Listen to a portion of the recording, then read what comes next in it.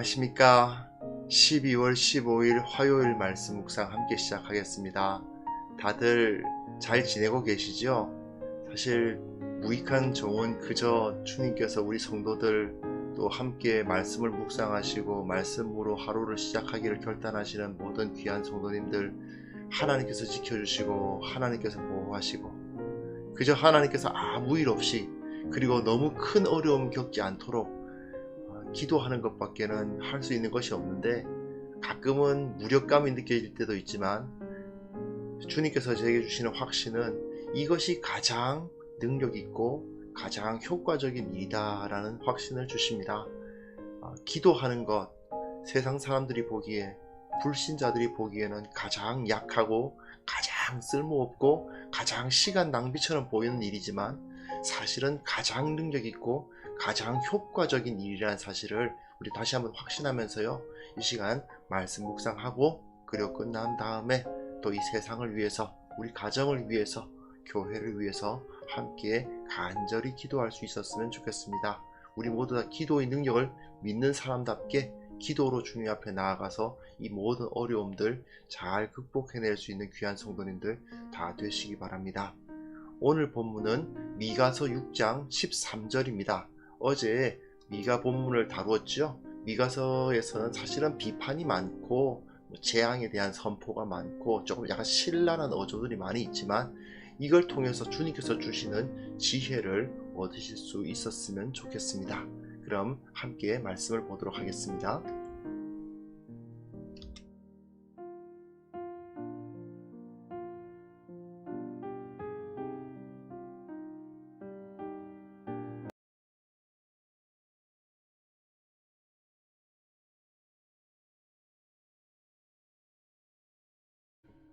그들이 말하기를 너희는 예언하지 말라. 이것은 예언할 것이 아니거늘 욕하는 말을 그치지 아니한다 하는도다. 너희 야곱의 족속아, 어찌 이러기를 여호와의 영이 성급하시다 하겠느냐? 그의 행위가 이러하시다 하겠느냐? 나의 말이 정직하게 행하는 자에게 유익하지 아니하냐? 근래에 내 백성이 원수같이 일어나서 전쟁을 피하여 평안히 지나가는 자들의 의복에서 겉옷을 벗기며 내 백성의 부녀들을 그들의 즐거운 집에서 쫓아내고 그들의 어린 자녀에게서 나의 영광을 영원히 빼앗는도다. 이것은 너희가 쉴 것이 아니니 일어나 떠날지어다. 이는 그것이 이미 더러워졌음이니라. 그런즉 반드시 멸하리니 그 멸망이 크리라. 사람이 만일 허망하게 행하며 거짓말로 이르기를 내가 포도주와 독주에 대하여 네게 예언하리라 할 것 같으면 그 사람이 이 백성의 선지자가 되리로다. 야곱아, 내가 반드시 너희 무리를 다 모으며 내가 반드시 이스라엘의 남은 자를 모으고 그들을 한 초소에 두기를 보스라의 양떼같이 하며 초장의 양떼같이 하리니 사람들이 크게 떠들 것이며 길을 여는 자가 그들 앞에 올라가고 그들은 길을 열어 성문에 이르러서는 그리로 나갈 것이며 그들의 왕이 앞서가며 여호와께서는 손들어 가시리라.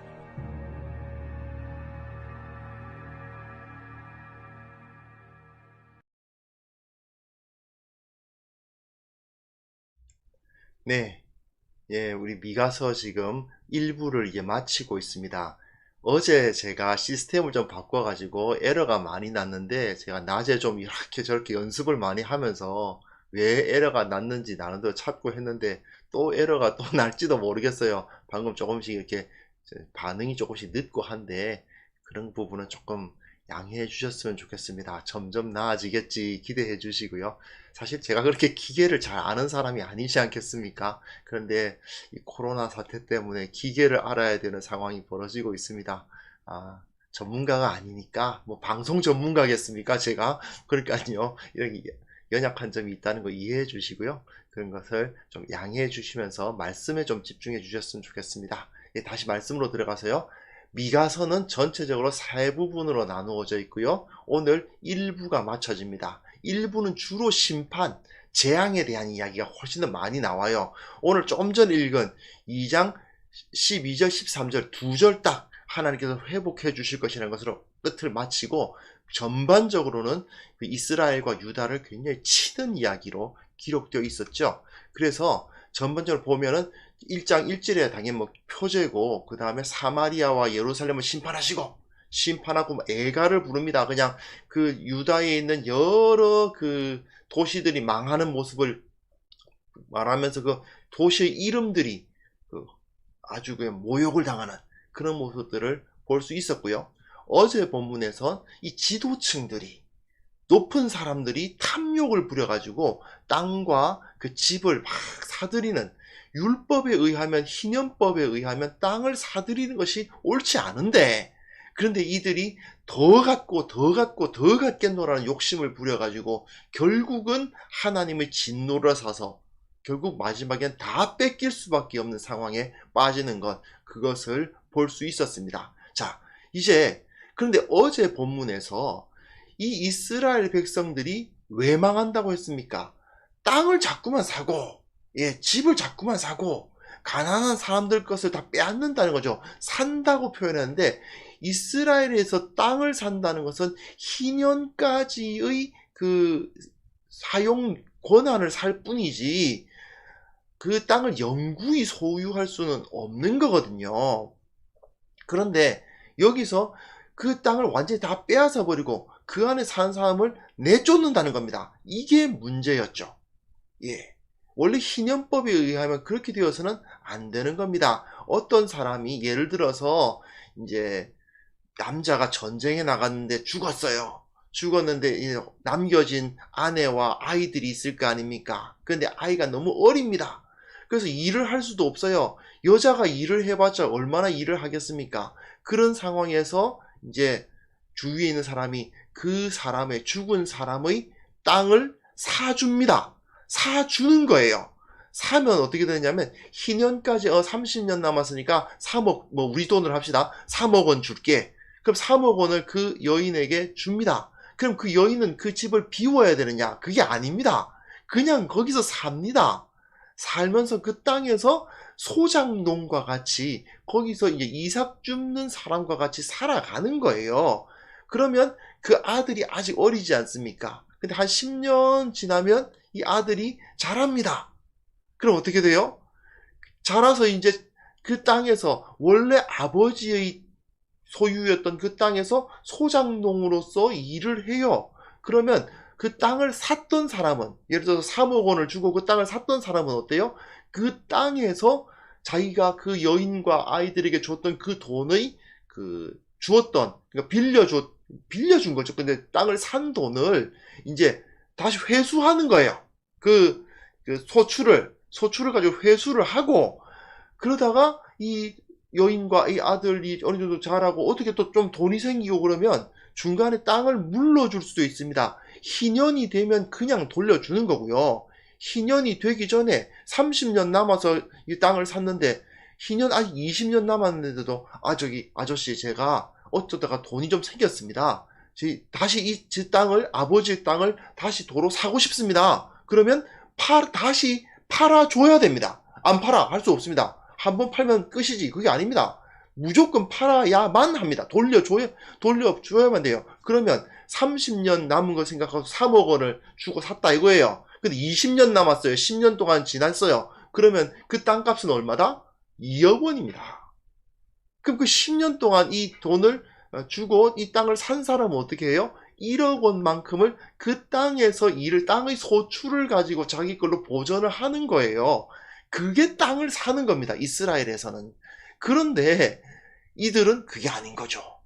율법을 무시하고 그 땅을 영구히 자기 걸로 소유하고 원래 그 땅 주인이었던 사람들을 내쫓아버립니다.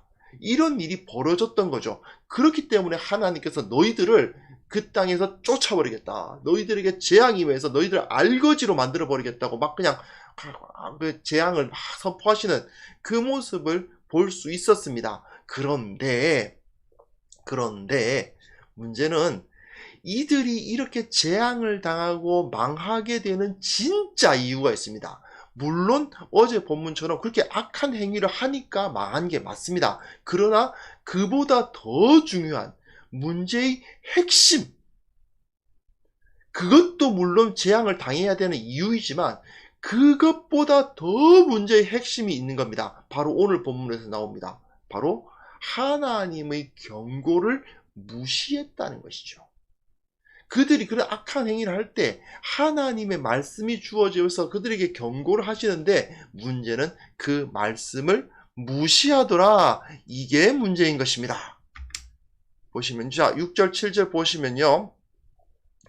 그들이 말하기를 너희는 예언하지 말라. 이는 예언할 것이 아니거늘 욕하는 말을 그치지 아니한다 하노도다. 이렇게 되어 있어요. 예언하지 말라. 왜? 그러니까 미가가 막 하나님의 말씀 전하면서 너희들에게 재앙이 임할 것이다. 너희들이 악행을 하고 있다. 막 이야기하고 있는데 이들이 뭐라고 하냐면 이것은 예언할 것이 아니다 라고 이야기를 해요. 예언할 것이 아니다. 이게 무슨 소릴까요? 예언할 것이 아니다. 예. 두 가지 의미로 생각할 수 있거든요. 첫 번째 의미는 뭐냐 하면 이거는 종교적인 문제가 아니다. 선지자 네가 상관할 부분이 아니다. 이거는 어디까지나 일반 경제 생활에서 일어나는 일이지 선지자 네가 뭔데 땅을 주고 사고 팔고 하는 문제를 가지고 이래라 저래라 하느냐. 이 부분을 분명히 지적하고 있는 것. 이런 식으로 그러니까 하나님의 말씀이 일상생활에는 영향력을 끼칠 수 없다고 주장하는 말일 수도 있습니다. 또 한 가지는 뭐냐 하면 이것은 예언할 것이 아니다 하는 이 말이요. 이 말이 뭐냐 하면 야곱의 족속이 뒤에 보시면 7절에 보시면 여호와의 영이 성급하시냐 그의 행위가 이러하시다 하겠느냐 뭐 이런 말을 해요. 이게 무슨 소리냐면 하나님은 성급하다는 말은 분노를 확 내시는 분이 아니라는 거죠. 하나님은 오래 참으시는 분이잖아. 하나님은 선하신 분이잖아. 하나님은 우리를 보호해 주시는 분이잖아. 근데 저 선지자란 자는 우리에게 재앙을 준다 그러고 우리를 내쫓는다 그러네. 아, 어떻게 하나님이 그러실 수가 있어? 그러므로 이런 말은 이것은 예언할 것이 아니다. 뭐 이런 소리를 하더라는 거예요. 예, 이 두 가지로 해석할 수 있는데 둘 다 가능합니다. 결국 둘 다 무엇입니까? 하나님의 말씀을 무시하는 행위 아닙니까? 특히 이 7절이요. 그 내용 자체가 조금 모호해가지고 여러 가지 뭐 해석이 될 수 있겠지만 이 말이에요.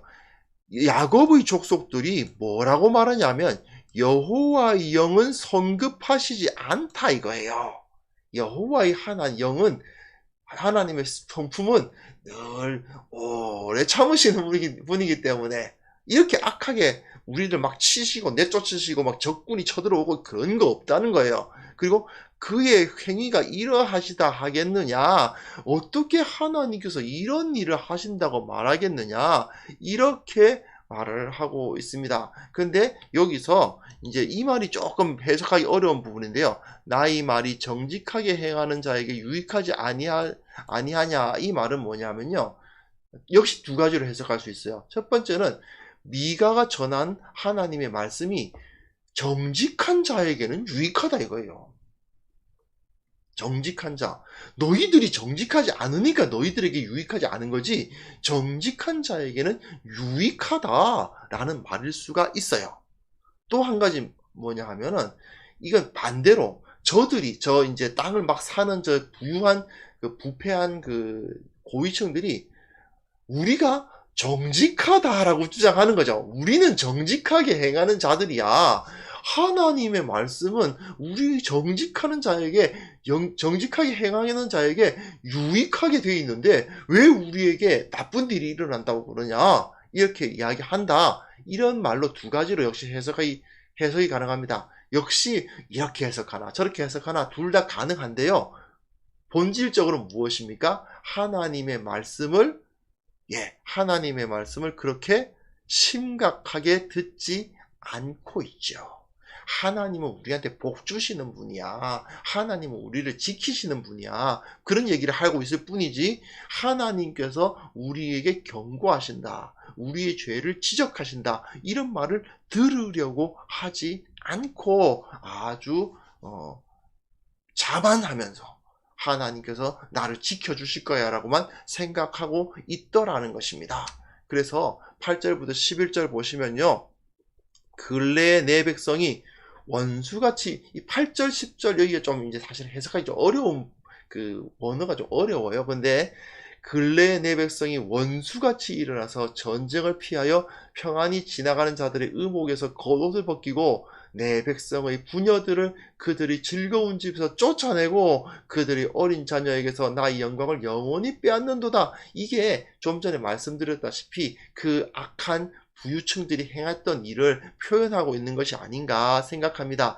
전쟁을 피해서 평안히 지나가는 사람들을 쫓아가가지고 겉옷을 벗긴다는 것은 굉장히 악한 행동이거든요. 그런데 그 겉옷은 원래 빼앗을 수 없는 거란 말입니다. 근데 그 겉옷을 빼앗고, 그리고 부녀들이 그 집에서 쫓겨납니다. 좀 전에 말했던 것처럼 뭐 남편이 죽었다. 그럼 그 땅을 사주고 그 땅의 사용료에서 그 돈을 자기가 그 부녀들에게 이 사람들에게 준 돈을 보전을 받고, 그리고 이들이 어느 정도 돈이 되면 이제 다시 그것을 물러줄 수 있도록 해주고, 만약에 희년이 오면 그냥 돌려주는 겁니다. 그러니까 희년을 계산해서, 지금 희년이 10년 남았으니까 10년이면은 내가 여기서 열심히 이 사람들이 땅에서 좀 내가 좀 농사도 짓고 하면 한 1억 정도는 벌 수 있겠다. 그럼 내가 1억 줄게. 이렇게 되는 거거든요. 그런 식으로 하는 건데, 이건 그냥 이제부터는 내가 샀으니까 내 땅이야 하고 너희들은 이제 내 땅에서 나가! 이런 식으로 내쫓아 버린다는 것입니다. 이게 안 되는 행동인 것이죠. 그러면서 10절이 좀 어려워요. 이것은 너희가 쉴 곳이 아니니 일어나 떠날지어다. 이게 도대체 누가 누구에게 하는 말인가 하는 것이 어려운데, 첫 번째는 하나님이 이 부유한 악한 자들에게 하시는 말씀일 수 있습니다. 너희들은 이제 이 땅에서 살 수 없다라고 내쫓으시는 말씀일 수 있죠. 근데 또 이 부자들이 이 부녀들과 어린 자녀들에게 하는 말일 수도 있어요. 이제 여기 너희 땅이 아니야. 일어나 나가! 라고 말하고 있다는 것이죠. 어쩌면 미가 선지자가 이 두 가지로 다 해석이 가능하도록 하기 위해서 이렇게 썼을 수도 있습니다. 너희들이 저 남편을 잃고 아버지를 잃은 과부와 고아들에게 그들이 소유했던 그 땅으로부터 저들을 내쫓지 않았느냐? 하나님께서도 너희들에게 주어진 이 약속의 땅에서 너희들을 내쫓으실 것이다. 예, 이런 말씀을 하고 있는 것이 아닌가 생각이 됩니다. 그러면서 하나님께서 하시는 말씀 같은데, 그것이 이미 더러워졌다, 죄악으로 오염됐다는 것이죠. 그런즉 반드시 멸하리니 그 영광이 크리라, 그 멸망이 크리라. 예, 이것이 하나님께서 하고자 하시는 진정한 말씀이셨다는 것입니다. 결국은 하나님께서는 어떤 사람들에게 복을 주십니까? 하나님 앞에 온전히 바로 선 자들에게 복을 주십니다. 이러면서 11절에 보시면, 사람이 만약 허망하게 행하며 거짓말로 이르기를, 가짜 선지자들이 말이죠. 이러면 포도주와 독주에 대하여 내가 예언하리라 할 것 같으면 그 사람이 이 백성의 선지자가 되리로다. 포도주와 독주가 무엇입니까? 허랑방탕하게 사는 거잖아요. 그런데 허랑방탕하게 사는 것에 대해서 예언하겠다, 하나님의 말씀이 아니라 어떻게 하면은 행복하게, 어떻게 하면은 즐겁게, 어떻게 하면은 이제 좀 나의 그 모든 그 욕망을 채우면서 살 수 있을까를 가르치는 사람이 나타나면 너희들 중에서 그 사람이 선지자가 되겠구나. 무슨 소리예요? 말씀을 듣지 않는다는 것입니다. 말씀을 듣지 않고 이렇게 포도주와 독주에 대해서 예언하는 자들이 그 가운데서 인정을 받는 그런 일이 벌어진다는 거예요. 이게 하나님께서 강력하게 이들을 책망하시고, 결국은 너희가 약속의 땅에서 살아갈 자격이 없다라고 말씀하게 되시는 이유가 되는 거죠. 자, 여러분, 이것이 바로 미가 선지자가 하고 싶어하는 말입니다. 너희들이 앞에서 말한 것처럼, 아니 하나님께서는 그런 분이 아니시잖아. 하나님은 우리를 도와주시는 분이잖아. 하나님은 우리를 지켜주시는 분이잖아. 하나님은 오래 참으시는 분이잖아. 이런 소리를 할 수 있으려면 뭐가 필요하다는 거예요? 말씀을 순종하는 것이 필요한 것입니다.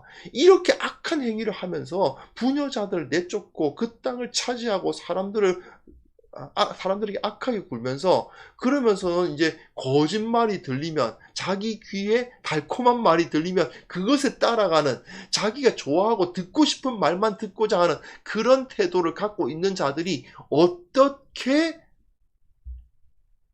하나님의 보호하심과 하나님의 인도하심을 얻을 수 있겠느냐라고 강력하게 말씀을 하시는 것이죠. 그런데 이 12, 13절 보시면요, 이렇게 그냥 미가가 심각하게 막 그냥 비판을 해놓고도, 이게 첫 번째 그 1부잖아요. 1부의 마지막은 회복의 메시지로 끝내요. 앞에서 계속, 그러니까 이게 11절하고 12절하고 이 문맥이 잘 안 맞아요. 갑자기 그 분위기가 바뀝니다. 야곱아, 내가 반드시 너희 무리를 다 모으고, 너희 반드시 남은 자를 모으고 그들을 한 처소에 두기를 보스라의 양떼같이 다 흩어질 거다. 다 쫓겨날 거다. 그 땅을 빼앗길 거다라고 그렇게 예언해놓고, 그런데 맨 마지막에 딱 2절, 하나님께서 너희 무리를 다 모을 거다. 모은다는 말은 뭐예요? 흩어진다는 거죠. 하나님의 땅에서 흩어져 버립니다. 하지만 그 재앙이 끝나면 다시 모아주실 것이다. 초장의 보스라의 양떼처럼, 초장의 양떼같이 하나님이 목자가 되어주셔서 그들을 모아주실 것이다.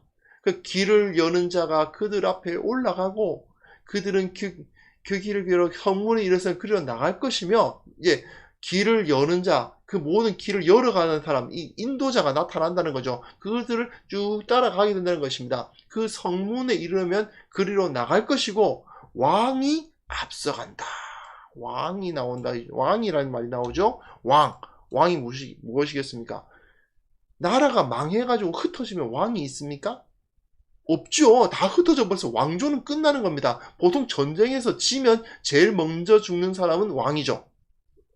왕조가 끊어져야 그 나라가 완전히 끝나는 거니까요. 하지만 여기서 하나님은 왕을 약속하십니다. 무슨 소리입니까? 다윗 왕조가 회복될 것이다 라는 것을 가르치시는 거죠. 그리고 여호와께서는 선두로 가시리라.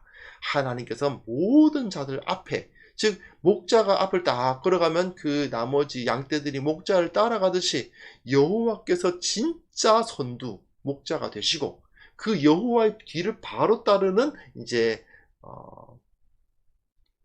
꼬마 목자라고 해야 되나요? 그 왕은 꼬마 목자죠. 사실 그 진짜 목자를 따르는 꼬마 목자, 그 목자가 따라가고, 그러면서 그 모든 백성들이 다시 그 나라로 회복될 거다라는 것을 바라보고 있습니다. 앞뒤 문맥이 안 맞는 것 같지만, 앞에서 모든 것이 다 파괴되고 하나님께서 재앙을 내리실 거라고 말씀하셨지만, 그러나 하나님께서는 다시 이렇게 약속을 해주시는 거죠. 회복될 거라고.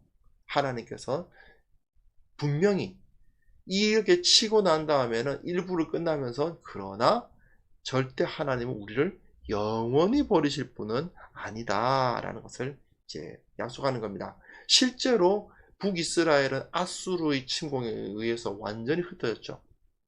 또 남유다는 바벨론의 침공에 의해서 다 흩어졌습니다. 하지만 그럼에도 불구하고 하나님께서는 그들 가운데 말씀이 흘러가게 하셔서 그들의 영적 정체성을 잃어버리지 않도록 하셔서 다시 그 땅으로 모으시지 않았습니까? 유대인이란 모습으로 다시 모여서 하나님을 예배하고 하나님을 높였던 역사를 갖게 해주셨어요. 400년이 70년이 지나고, 70년이 지났음에도 불구하고 다시 모일 수 있는, 그리고 계속해서 그 몇백 년 동안 그 역사를 계속 이어갈 수 있도록 하나님께서는 주님이 오실 때까지 그들이 다시 모임을 갖게 하셨고, 그리고 예수 그리스도에 의해서 진정한 왕, 그들의 왕인데 진짜 왕, 예수님 시절까지 왕은 없었어요. 다윗 왕조가 다시 세워지진 않았어요. 하지만 예수님께서 진정한 다윗의 왕조를 세우시는 분으로서 하나님의 나라를 완성해 주시는 것을 또한 볼 수가 있습니다. 자, 오늘 말씀 한번 생각해 보시면서요. 듣고 싶은 말씀만 듣고, 그냥 복 주신다는 말씀만 듣고, 공급해 주시고 지켜 주신다는 말씀만 듣지, 내가 하나님 앞에서 정말 바로 서고 있는지 아닌지에 대해서는 생각하지 않는, 나의 잘못을 지적했을 때, 내 잘못이 지적받았을 때 그 앞에 겸허하게 회개하고 돌이키려고 하지 않는 태도는 어쩌면 이 미가 선지자가 사역했을 때부터 지금 현대 교회에 이르기까지 한 번도 사라진 적이 없는 것 같습니다. 분명히 우리는 듣고 싶은 말만 듣고자 하는 자들임에 틀림이 없는 것 같습니다. 그러나 그런 사람들에게는 복이 있을 수가 없죠. 그런 사람들에게는 복이 남아 있을 수가 없습니다. 분명 우리가 주님의 말씀을 따르고 지키려고 노력하면 하나님께서 복을 더해 주실 것입니다. 그건 분명한 사실이죠. 우리가 그것을 의심할 수 없습니다. 하지만 순종하지 않고 불법을 행하는 자들이 동일하게 복을 얻을 거라고 그렇게 생각하는 그런 어리석은 태도는 결코 가져서는 안 됩니다. 내가 불법을 행하고 있음에도 불구하고 하나님은 나를 지켜주실 거야, 하나님이 나를 보호해 주실 거야, 하나님께서 내게 복을 주실 거야, 이렇게 생각하는 건요, 오히려 자신을 파멸로 몰아넣는 길입니다. 파멸하기 위해서 거짓 행위를 하면서 죄를 지으면서도 하나님이 나를 지켜주신다는 식으로 믿고 있는 것이에요. 결국은 하나님으로부터 복을 받기를 원하면, 하나님으로부터 빛처럼 쏟아지는 그 복을 받으려면 내 그릇이 바로 되어 있어야 돼요. 내 그릇이 엎어져 있는데 어떻게 그 복을 받을 수가 있겠습니까? 우리가 주님 앞에서 내 복을 받을 그릇을 바르게 둘 수 있기를 바랍니다. 내가 주님 앞에 부끄러운 부분이 없는지, 내 속에 더러운 부분이 없는지, 내 부분에 정말 주님께 등 돌렸던 부분이 없는지 돌아보시고 주님 앞에 회개하며 나아갈 수 있는 시간이 되었으면 좋겠습니다. 이 시간 함께 잠깐 회개하며 나갔으면 좋겠네요. 회개하면서 주님 앞에 나아가는 시간 가졌으면 좋겠습니다.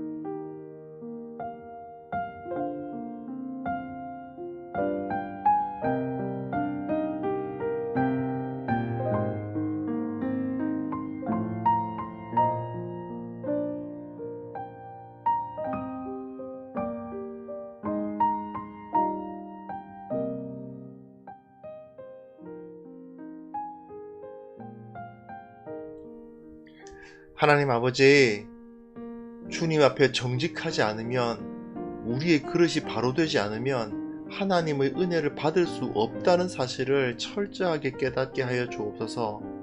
하나님의 은혜를 받기에 합당한 모습으로 우리의 매일매일을 살아갈 수 있도록 도와주시기를 원하옵고 바랍니다.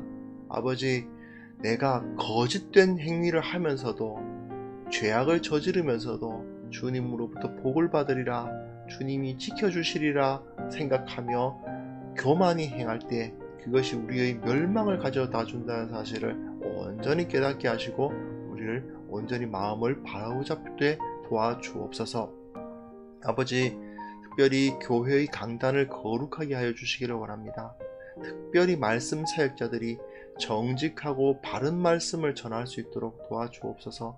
말씀을 왜곡하여서 거짓된 축복을 전하는 자들 되지 않도록 도와주시고, 참으로 말씀이 무엇을 말하는지, 우리에게 어떤 복이 약속되어 있고 어떤 경고가 기록되어 있는지를 정확하게 전함으로 말미암아 모든 성도들이 하나님의 말씀 앞에 바로 서서 주님을 온전히 섬기는 역사가 일어나게 하여 주옵소서. 아버지, 교회의 모든 성도들이 참된 복을 받아 누려야 되겠습니다. 말씀 순종하지 않으면, 죄를 떠나지 않으면, 참 서로를 사랑하고 서로를 섬기지 않으면 이 주님의 주시는 은혜를 받기 너무 어렵다, 불가능하다, 오히려 그것이 우리를 파멸로 이끈다는 사실을 철저하게 깨닫게 하여 주시고, 이 세상이 우리에게 보여주는 헛되고 어리석은 것들, 그것으로부터 떠나서 하나님의 은혜, 하나님의 복을 바라보는 자들 다 될 수 있도록 주님 도와주시옵소서. 아버지 하나님, 오늘 하루 주님께서 지켜주옵소서. 참으로 사회가 점점 전염병 때문에 두려워하고 있고 정말 많이 굳어져 가고 있습니다. 어디에 어떤 모습으로서 살아가든지 주님께서 지켜주시고 보호하여 주시고 아무 일 없도록 주님 그 불꽃 같은 눈으로 우리를 살펴주시고 그 불성각으로 우리를 지켜주옵소서. 우리 성도님들이 어디에 있든지 간에 건강하게 하시고 무엇보다도 주님께 덕을 끼치고 주님의 사랑을 전하는 귀한 성도들 다 될 수 있도록 도와주시며, 경제적으로 힘들고 어려운 사람 있습니까? 주님께서 공급하시고, 마음이 무너진 자들 있습니까? 주님께서 위로하셔서 새 힘을 얻고 주님 앞에 나아가서 주님께 영광 돌리는 자들 다 될 수 있도록 주여 함께하여 주옵소서. 주님께서 홀로 영광 받아 주시기를 원하옵고 예수님의 이름으로 기도합니다. 아멘.